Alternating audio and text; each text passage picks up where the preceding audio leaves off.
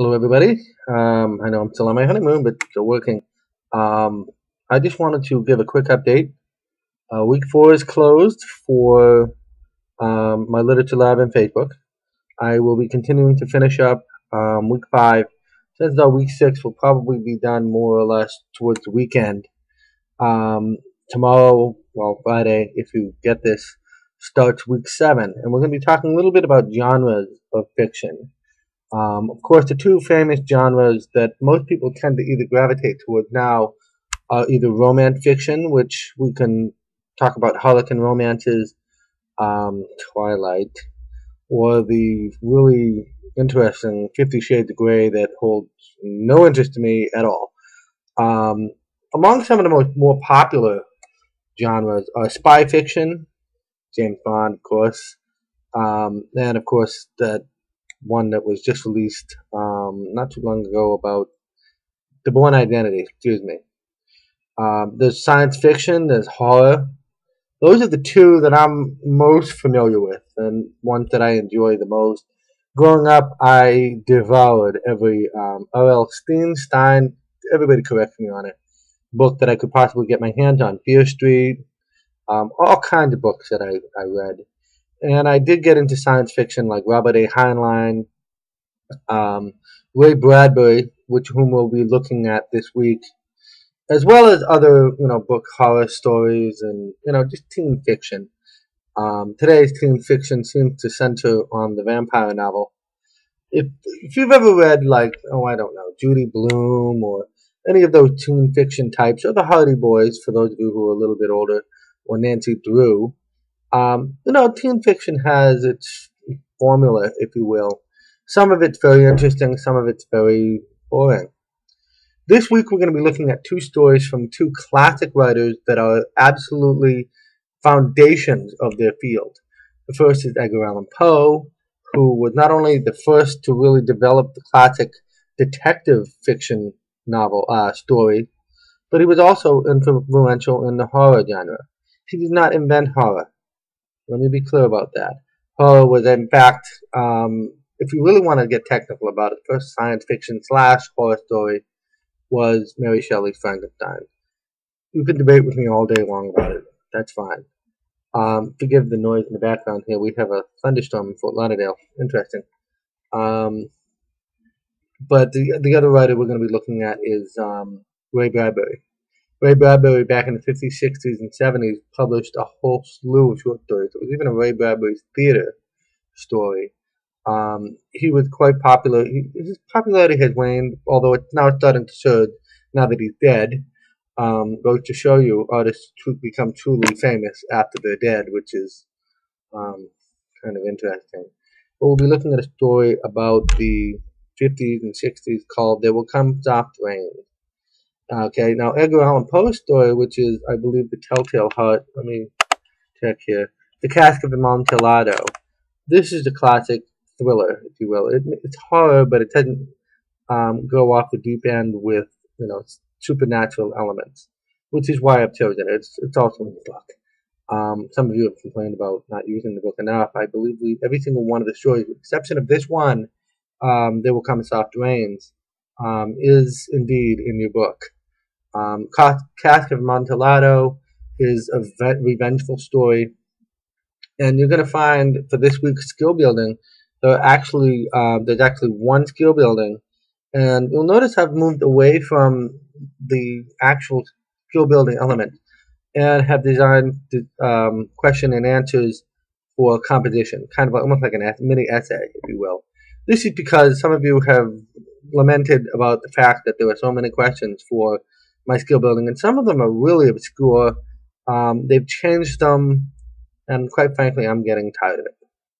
So what I'm going to do is I'm going to have all the questions for you made up for skill building number 7 will actually be a composition. So the questions will be like right in the directions section, and of course you'll have the directions, and then right under it the Facebook questions. And you'll see it's a little bit not going to be so much easier as it is a little bit less overwhelming sometimes, because I know skill building has suddenly changed their format. Last semester you could go back and change answers this semester you can't, which annoys me and you. So we're going to be stopping that a little bit. But now we have moved directly into fiction. And so I hope you guys enjoy this a lot more than some of the poetry. I know, Danielle, you've said, poetry, poetry, poetry. Poetry is important, and I've acknowledged that over the years. I was much like you in the sense that I could not get into poetry. And it was only when I did my master's degree that I really realized that, that poetry is important and definitely part of literature. So as we move further into fiction, you're going to find me moving a little bit away from not so much metaphors, but you're going to find me looking at symbols. What is this? What is that? Definition. I actually had a teacher, Duncan Nelson. I might have mentioned this. I remember I had read The Great Gatsby to death in high school, middle school, and in fact beyond. And I remember we were reading The Great Gatsby as part of his class, and he said, "Well, what is your interpretation of the story?" "Well, this symbolizes this." He said, "Stop. What is the story about?" I couldn't give him an honest answer because I've been so focused on symbols and metaphors that I really had never really read the story. So what I focus when we talk about reader response criticism, it's focused on what does the story say. There are metaphors. There are obvious metaphors like Sylvia Plath's, with The Storm by Kate Chopin. That is one of the ones that is obviously a metaphor. In fact, he wrote it that way. When you think about the implications, oh, it's okay to have an affair. It doesn't mean anything. In real life, that kind of thing, you feel guilt. Well, it's human. You feel guilt. You feel all kinds of emotions. We've seen all kinds of disasters from affairs and etc. And A&P is one of those coming of age stories, kind of like, I don't know, The Virgin Suicides, stuff like that. And some of you have said that he's an immature teenager who isn't, who thinks that he's somehow saving the world or making a statement, a stand, if you will, by quitting his job. In fact, he's only made his life more difficult. He doesn't realize that. He doesn't want to be a hero for the moment. Well, as time goes on, you realize being a hero isn't all it cracked up to be. And the girls that he was hoping would be meeting him outside to, a champion of their,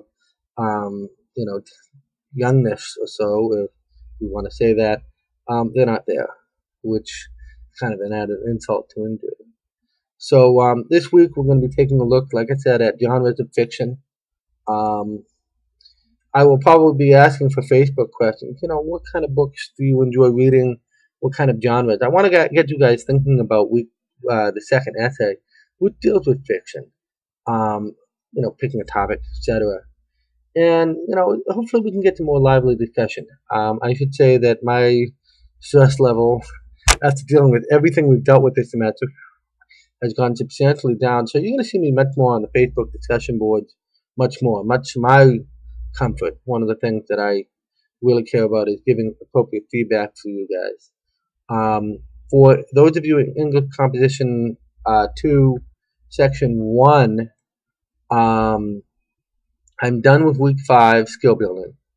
For those of you in English Composition 2, Section 2, I'm done with your essays. I'm going to be starting to grade your skill building, Week 5.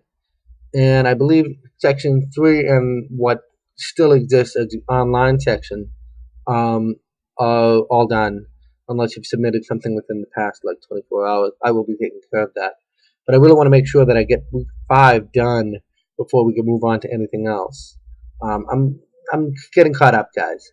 Please be patient. I expect to have Week 6 graded some between the end and middle of next week.